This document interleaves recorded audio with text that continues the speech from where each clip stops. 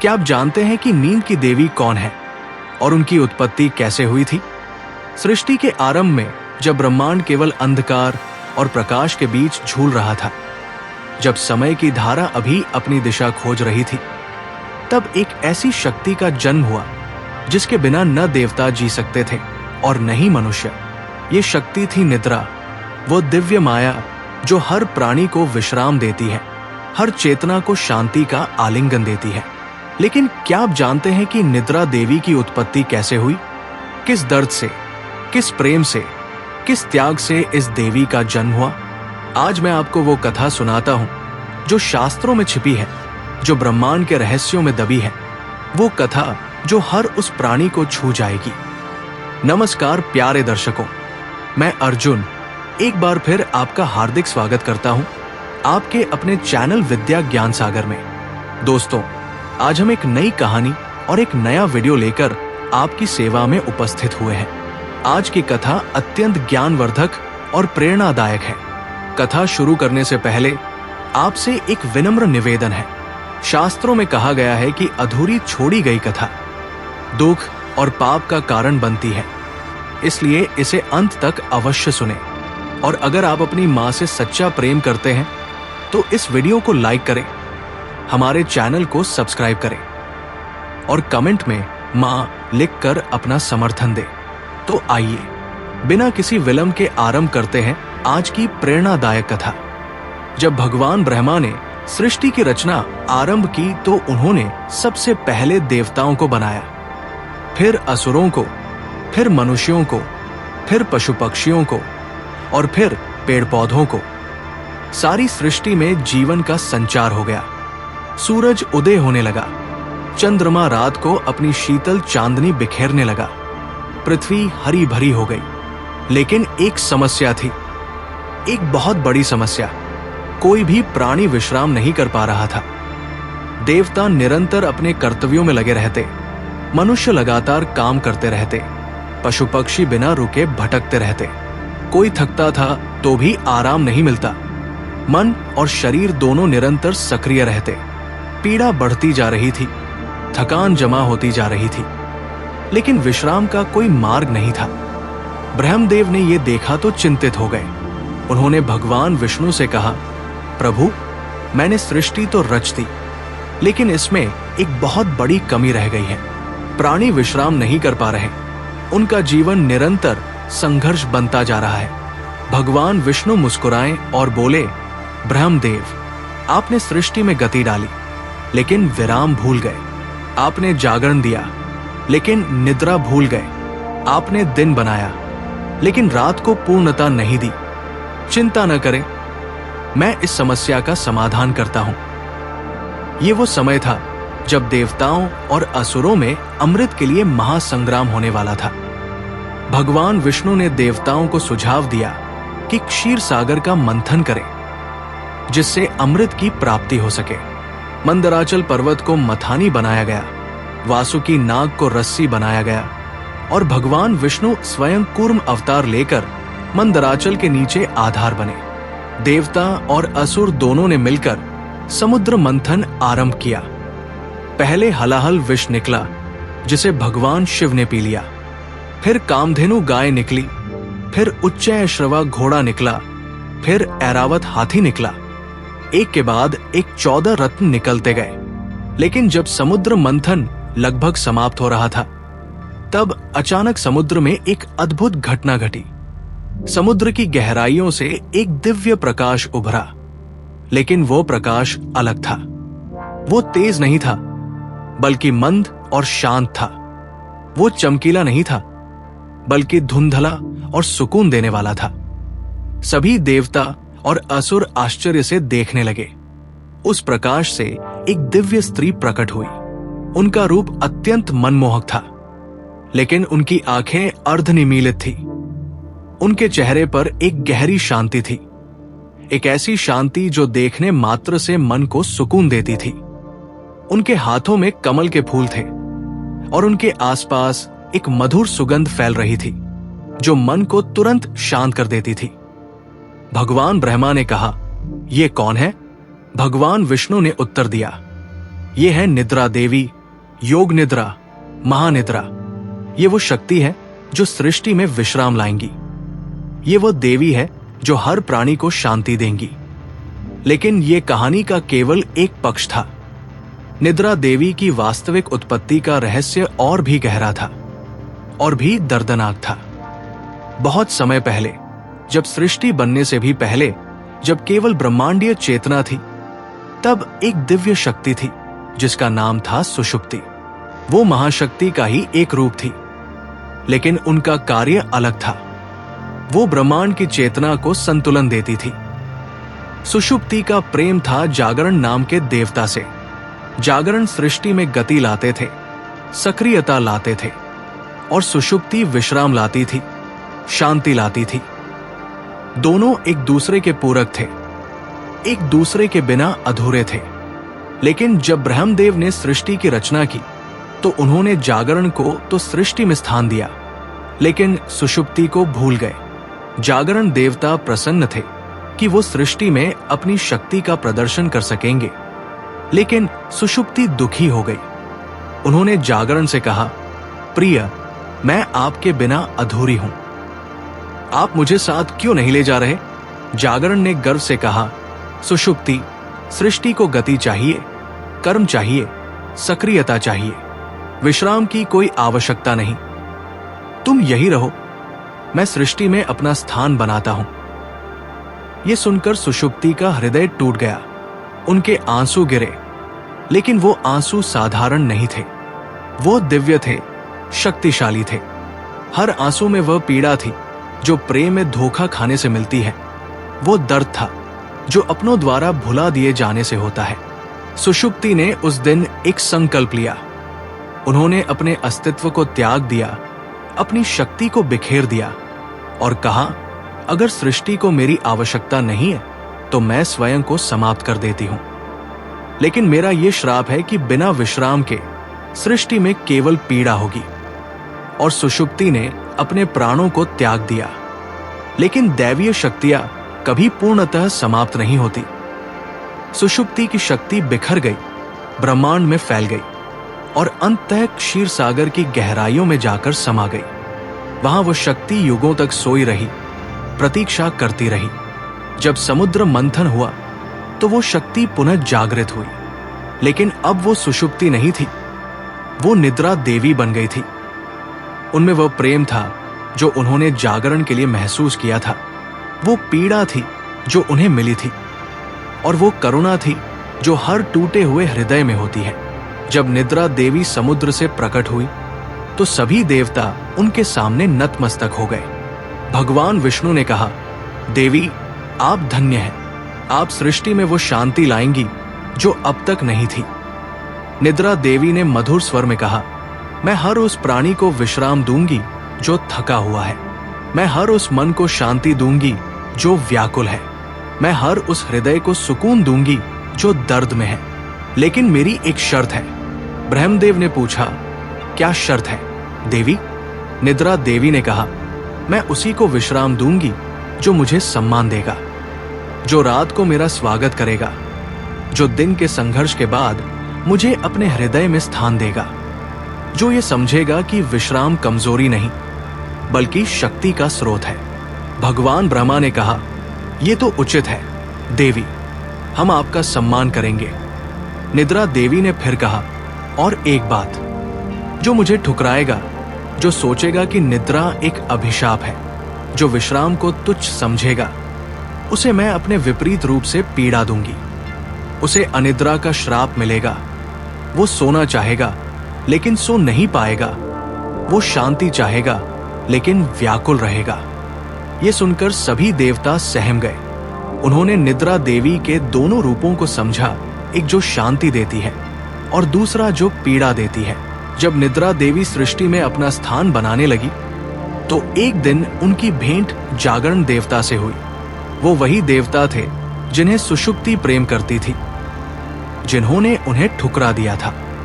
जागरण ने जब निद्रा देवी को देखा तो उन्हें तुरंत पहचान लिया। उनकी आंखों में वही करुणा थी, वही कोमलता थी जो सुषुप्ति में थी। जागरण ने कहा, सुषुप्ति, तुम वापस आ गई हो? निद्रा देवी ने शांत स्वर में कहा। मैं सुषुप्ति नहीं हूं, वो तो मर चुकी। मैं निद्रा हूं, एक नया रूप, एक नई शक्ति। जागरण को अपने किए पर पछतावा हुआ। उन्होंने कहा, मुझे माफ कर दो, मैंने गर्व में आकर तुम्हें ठुकरा दिया था। मुझे नहीं पता था कि सृष्टि में विश्राम कितना आवश्यक है।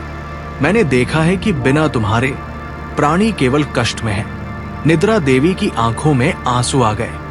वो आंसू क्रोध के नहीं थे, बल्कि उस प्रेम के थे जो कभी समाप्त नहीं होता।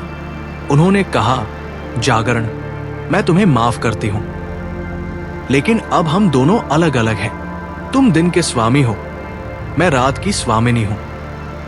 तुम जागरण लाते हो, मैं निद्रा लाती हूं। हम दोनों का काम अलग है, लेकिन दोनों एक दूसरे के पूरक हैं। जागरण ने कहा, तो क्या हम फिर कभी साथ नहीं हो सकते? निद्रा देवी ने मुस्कुराते हुए कहा, हम हमेशा साथ हैं। हर सुबह जब तुम आते हो तो मैं जाती हूं, हर शाम जब मैं आती हूं तो तुम जाते हो। यह है हमारा नृत्य, यह है हमारा प्रेम। हम कभी मिलते नहीं, लेकिन हमेशा जुड़े रहते हैं। यह सुनकर जागरण को अपनी भूल का एहसास हुआ। उन्होंने समझा कि प्रेम में त्याग होता है, समझ होती है, सम्मान होता है। निद्रा देवी ने जब सृष्टि में अपना कार्य आरंभ किया तो सबसे पहले उन्होंने देवताओं को निद्रा का वरदान दिया। इंद्र, वरुण, अग्नि, वायु सभी देवताओं को पहली बार विश्राम मिला। वे अपने कर्तव्यों से थके हुए थे और निद्रा देवी ने उन्हें शांति दी।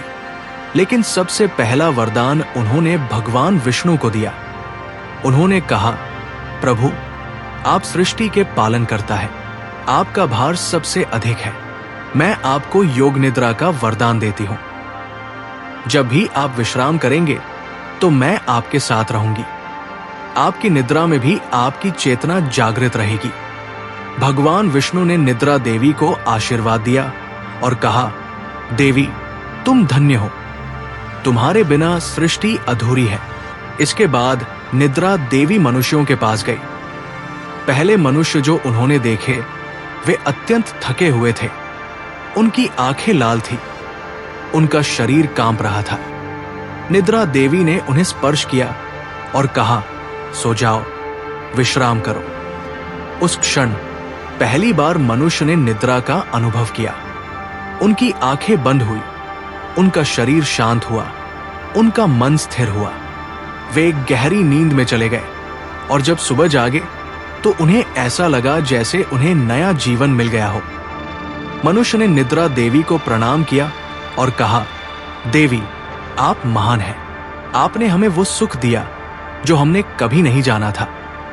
निद्रा देवी ने कहा, यह मेरा कर्तव्य है, लेकिन याद रखो, निद्रा एक वरदान है, इसका दुरुपयोग मत करना। जो अत्यधिक सोता है वो आलसी हो जाता है, जो बिल्कुल नहीं सोता वो पागल हो जाता है। संतुलन बनाए रखो। जब असुरों ने सुना कि निद्रा देवी सृष्टि में विश्राम ला रही है तो उन्होंने इसका विरोध किया। असुरों का राजा हिरण्यकशिपु था और वो अत्यंत घमंडी था। हिरण्यकशिपु ने कहा, निद्रा कमजोरों के लिए है, हम असुर शक्तिशाली हैं, हमें विश्राम की आवश्यकता नहीं, हम निरंतर शक्तिशाली बने रहेंगे। निद्रा देवी उसके पास गई और कहा, हिरण्यकशिपु, घमंड में मत आओ। निद्रा कमजोरी नहीं, शक्ति का स्रोत है। जो विश्राम नहीं करता वो धीरे धीरे अपनी शक्ति खो देता है। लेकिन हिरण्यकशिपु ने उनकी बात नहीं मानी। उसने कहा, मैं तुम्हारी निद्रा को ठुकराता हूं, मैं कभी नहीं सोऊंगा। निद्रा देवी ने दुख के साथ कहा, तुम्हारी मर्जी, लेकिन याद रखो, जो मुझे ठुकराता है उसे मेरा श्राप भी मिलता है। और सचमुच हिरण्यकशिपु ने निद्रा को त्याग दिया। वो दिन रात जागता रहता, तपस्या करता रहता, लेकिन धीरे धीरे उसका मन असंतुलित होने लगा। वो क्रोधित होने लगा, उसके निर्णय गलत होने लगे, उसका विवेक समाप्त होने लगा। अंततः उसका घमंड इतना बढ़ गया कि उसने स्वयं को भगवान मानना शुरू कर दिया और अंत में भगवान नरसिंह ने उसका वध किया। निद्रा देवी ने ये देखा और उन्हें दुख हुआ। उन्होंने कहा, मैं किसी का बुरा नहीं चाहती, मैं तो केवल विश्राम देना चाहती हूं। लेकिन जो घमंड में आकर मुझे ठुकराता है उसका पतन निश्चित है। लेकिन निद्रा देवी के हृदय में एक दर्द था, एक पीड़ा थी जो कभी समाप्त नहीं हुई। वो दर्द था सुषुप्ति का दर्द। वो पीड़ा थी जागरण द्वारा ठुकराए जाने की पीड़ा। भले ही निद्रा देवी ने अपना कर्तव्य पूरी निष्ठा से निभाया, भले ही उन्होंने करोड़ों प्राणियों को शांति दी, लेकिन उनके अपने हृदय में एक रिक्तता थी। एक रात जब सारी सृष्टि सो रही थी, निद्रा देवी अकेली बैठी और रोने लगी। उनके आंसू धरती पर गिरे और वहां से विशेष फूल उगाए। वे फूल थे ब्रह्मा कमल, जो केवल रात में खिलते हैं और सुबह मुरझा जाते हैं। भगवान शिव ने यह देखा। वे निद्रा देवी के पास गए और कहा, देवी, तुम क्यों रो रही हो? तुम तो सबको शांति देती हो, तुम्हें स्वयं शांति क्यों नहीं मिलती? निद्रा देवी ने कहा, प्रभु, मैं सबको सुलाती हूं, लेकिन मैं स्वयं कभी सोती नहीं। मैं सबको शांति देती हूं, लेकिन मेरा अपना मन कभी शांत नहीं होता। मैं हर किसी को प्रेम देती हूं, लेकिन मुझे कभी प्रेम नहीं मिला। भगवान शिव की आंखों में करुणा आई। उन्होंने कहा, देवी, तुम्हारा त्याग महान है। तुम सबके लिए जीती हो, लेकिन स्वयं के लिए नहीं। यह है सच्ची देवत्व की पहचान। निद्रा देवी ने कहा, लेकिन प्रभु, कभी कभी मेरा मन करता है कि मैं भी सो जाऊं, विश्राम करूं। कभी कभी मेरा मन करता है कि मैं भी किसी की गोद में सिर रखकर सपने देखूं। भगवान शिव ने कहा, देवी, तुम कभी सो नहीं सकती। अगर तुम सो गई तो सारी सृष्टि जाग जाएगी। तुम्हारा ये दर्द, ये त्याग, यही तुम्हारी महानता है। निद्रा देवी ने आंसू पोंछे और कहा, आप सही कह रहे हैं प्रभु, मेरा कर्तव्य ही मेरी नियति है। मैं अपने दर्द को स्वीकार करती हूं। कलयुग आया और संसार बदल गया। लोगों की जीवन शैली बदली, उनके विचार बदले, लेकिन निद्रा देवी का महत्व नहीं बदला। कलयुग में लोग अत्यधिक व्यस्त हो गए। उन्होंने निद्रा को तुच्छ समझना शुरू कर दिया। लोग कहने लगे, सोना समय की बर्बादी है, हमें अधिक काम करना चाहिए। निद्रा देवी ने यह देखा और दुखी हुई।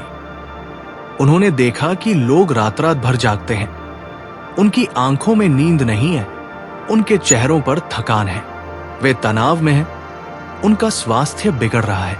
निद्रा देवी ने एक दिन ब्रह्मदेव से कहा, प्रभु, कलयुग में मेरा अपमान हो रहा है, लोग मुझे नहीं मान रहे।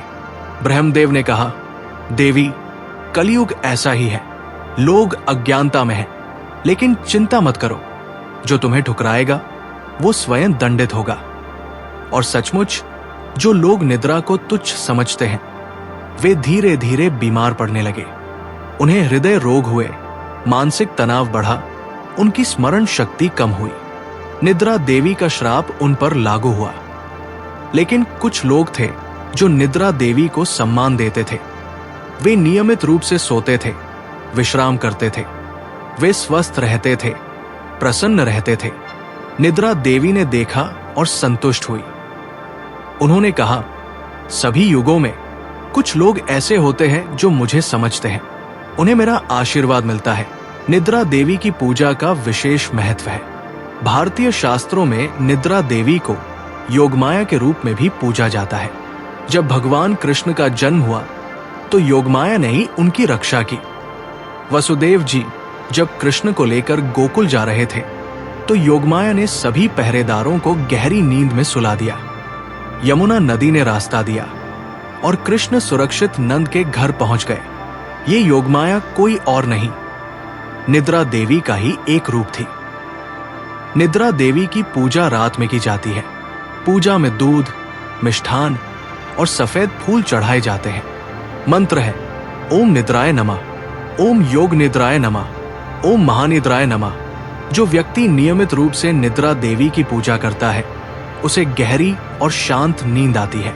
उसके सपने मधुर होते हैं, उसका मन प्रसन्न रहता है। ये थी निद्रा देवी की कहानी। एक ऐसी देवी की कहानी जो दिखाई तो नहीं देती, लेकिन हर रात हमारे साथ होती है। आइए हम सब मिलकर निद्रा देवी का सम्मान करें, उन्हें प्रणाम करें। ये कहानी यहीं समाप्त होती है। जय निद्रा देवी की, जय योगमाया की, जय महाशक्ति की।